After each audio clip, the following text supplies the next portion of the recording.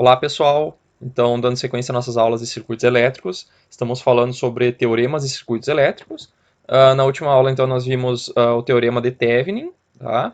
E dentro do teorema de Thevenin existe um outro teorema, né, que fala sobre a máxima transferência de potência quando eu estou utilizando um equivalente Thevenin, tá? Então vamos lá, vamos abordar esse tema agora. Então, como nós já vimos, né, são os três teoremas que nós estamos estudando. Vimos já o teorema de superposição, o teorema de Thevenin, e dentro desse teorema de Thevenin, então, existe esse outro teorema, chamado teorema da máxima transferência de potência, que a gente vai estudar agora.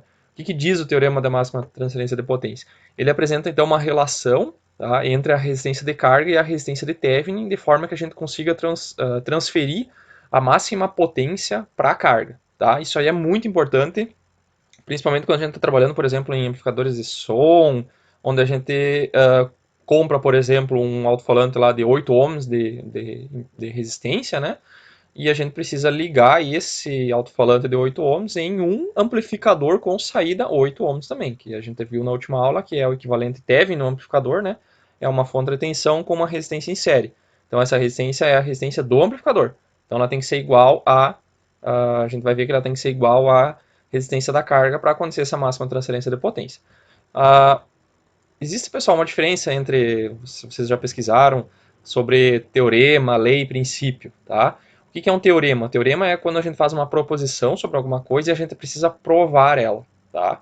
Então, o teorema da máxima, o teorema da superposição Thevenin-Norton, eu não vou apresentar a prova, tem lá no livro, tá? Mas o teorema da máxima transferência de potência, eu vou mostrar a dedução dele, onde é que ele saiu, porque ele usa um pouco de cálculo, tá?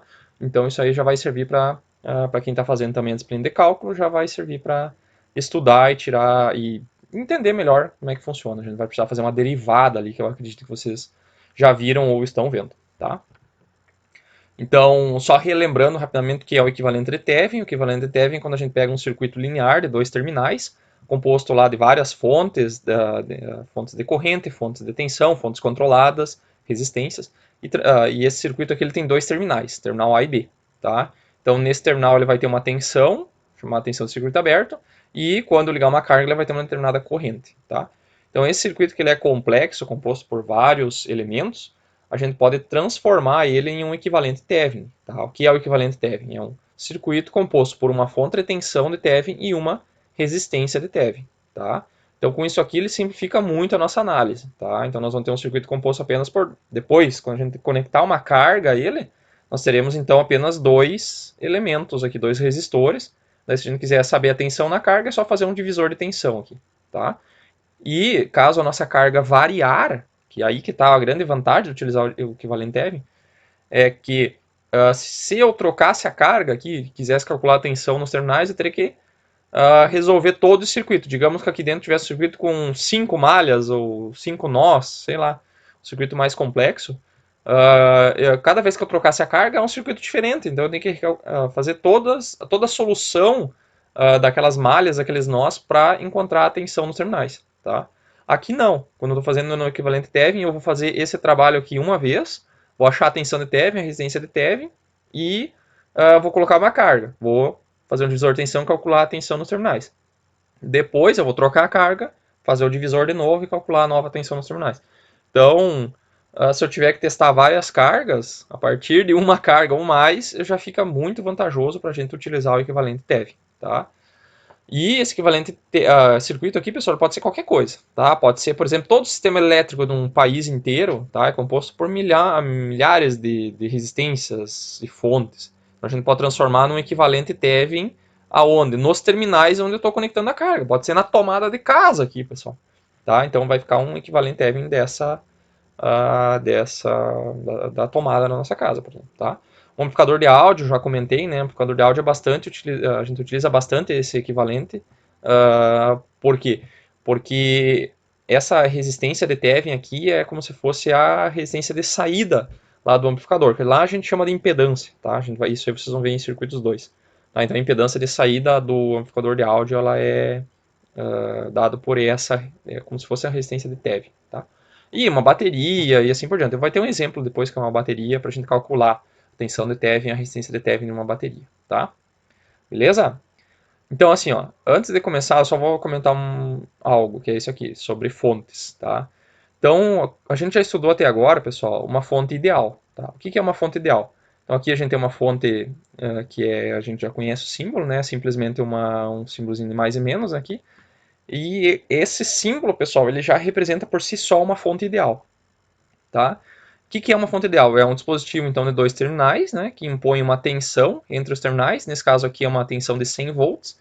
E independente da carga que eu colocar aqui, esse RL, né, o L de load, né, de carga, resistência de carga, independente da resistência que eu colocar aqui, ele vai dar uma corrente, que vai ser essa tensão dividida por essa resistência aqui, que vai dar uma determinada corrente, e independente da corrente que passe por essa fonte, pessoal, essa fonte vai manter os 100 volts, tá? Então isso é uma fonte ideal, tá? Então se a gente colocasse assim, ó, eu coloquei aqui alguns casos, né? Então se eu tiver um RL de 30 ohms, por exemplo, nesse circuito aqui, a tensão vai ser, entre os terminados, vai ser 100 volts, tá? Porque essa tensão aqui vai aparecer em cima da carga.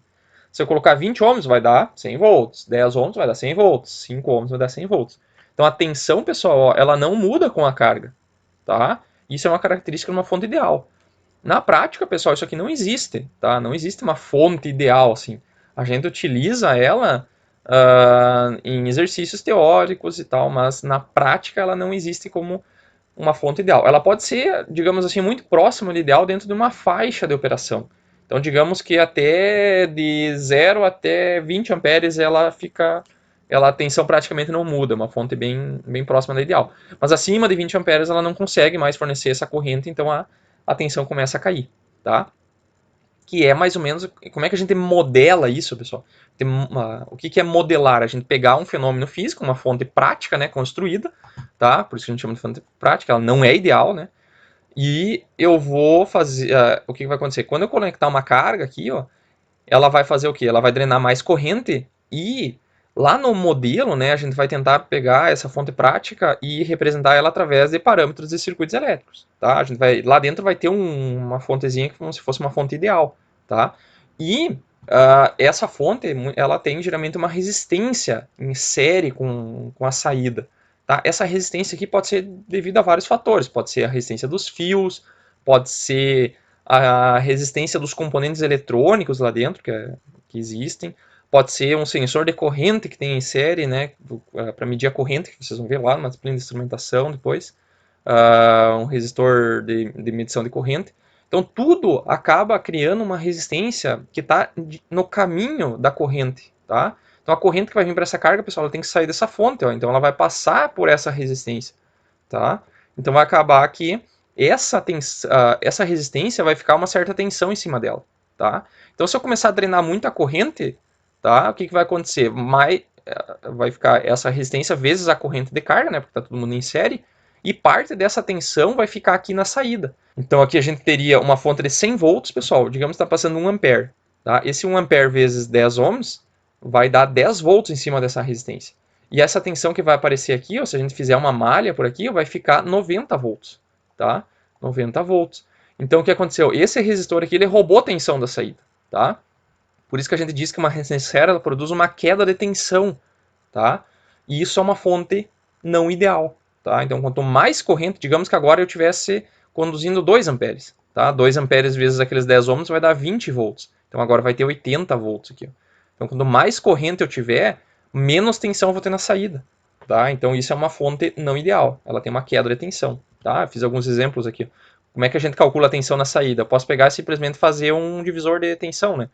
Eu pego a fonte de tensão vezes a resistência da carga e divido pela soma dos dois, tá? Lembrando que isso aqui, ó, pessoal, é a corrente, né? Tá? Isso aqui é essa corrente aqui, tá? Então, se eu pegar, por exemplo, uma resistência de 30 ohms, eu vou ter 75 volts aqui na saída. Se eu tiver 20 ohms, eu vou ter 66 volts, e assim por diante. Ó, vocês estão vendo que conforme eu vou descendo a resistência, diminuindo ela, a minha tensão nos terminais dessa fonte vão caindo, tá? Então isso aqui é uma fonte que ela não é ideal, tá? Se colocar isso num gráfico, a fonte ideal ela é sempre constante. Independente da carga que eu tiver aqui, ó, a minha tensão nos terminais, VLoad aqui, ó, tensão na carga, ela é constante, ela não muda com a resistência. Agora, quando eu vim diminuindo aqui, ó, a minha resistência, a minha minha tensão vai diminuindo, tá? Vocês vão ver que lá aqui, ó, tem uma região que ela é bem próxima da ideal, tá? Não varia muito. Por quê? Porque nessa faixa aqui provavelmente foi a faixa que ela foi projetada para operar. Então nessa resistência aqui vai dar uma corrente, digamos, de, sei lá, 200 miliamperes, tá? Então até 200 miliamperes ela funciona bem. Se eu começar a drenar mais corrente que isso, a tensão cai muito, tá? Ela cai muito e eu não... E chegar até o limite, né, de onde eu colocar uma resistência zero, né? Uma resistência zero aqui, ela vai ser um curto-circuito aqui, né? Então, num curto-circuito a tensão ela é zero, tá? Então, nesse ponto aqui eu estou fechando um curto na fonte.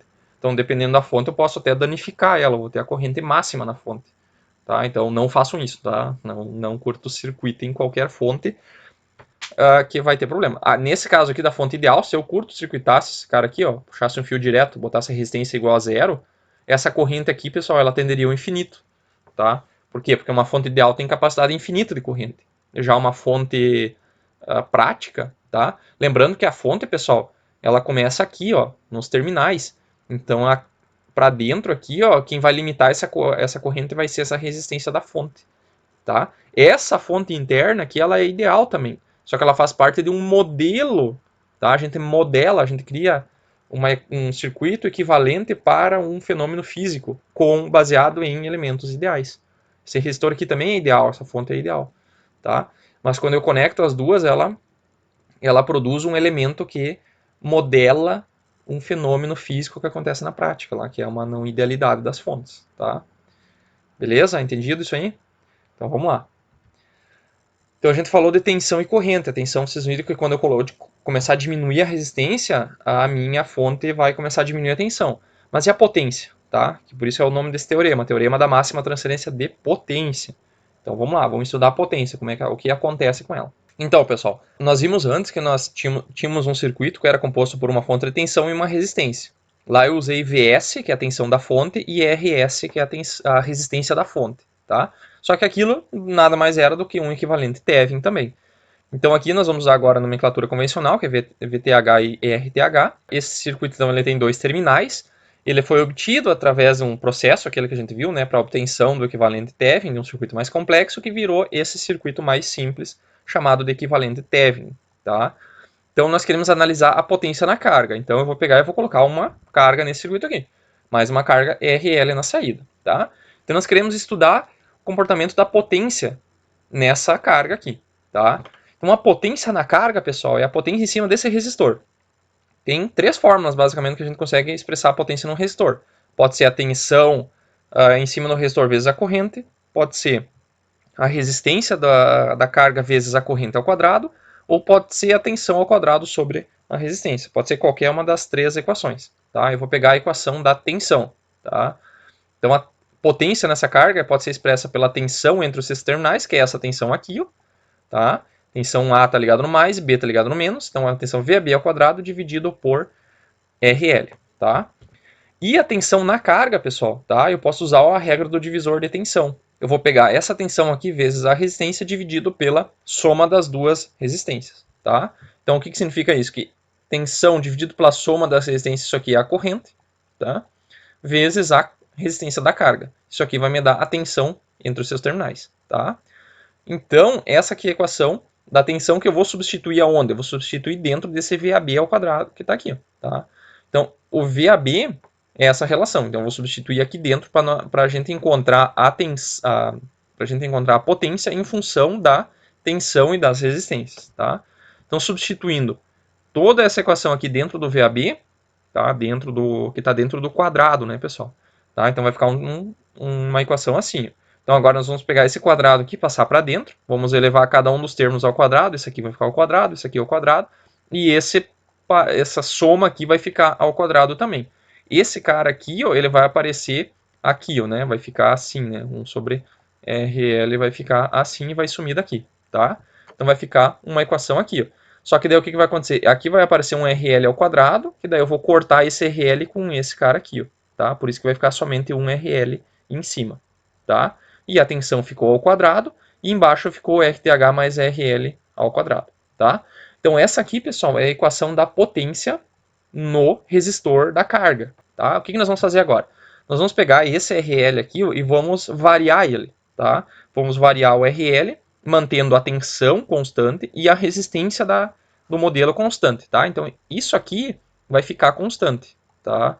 Constante, ok? Quando isso aqui ficar constante, nós vamos variar esse cara aqui e com isso vai dar diferentes valores de potência para diferentes valores de carga, tá? Então a gente vai pegar essas relações aqui e vamos montar um gráfico, tá? Vamos montar um gráfico. Então aqui, pessoal, vai dar um gráfico onde eu vou colocar nesse eixo aqui, então, a resistência de carga e aqui a potência na carga, tá? Isso aqui, pessoal, é como se fosse um gráfico assim, né? Onde nesse eixo de baixo eu tenho o eixo X, que para nós é o RL, resistência de carga, e aqui em cima nós temos a potência, que seria nosso eixo Y, tá? Então a equação ela fica nesse formato aqui, ó, tá?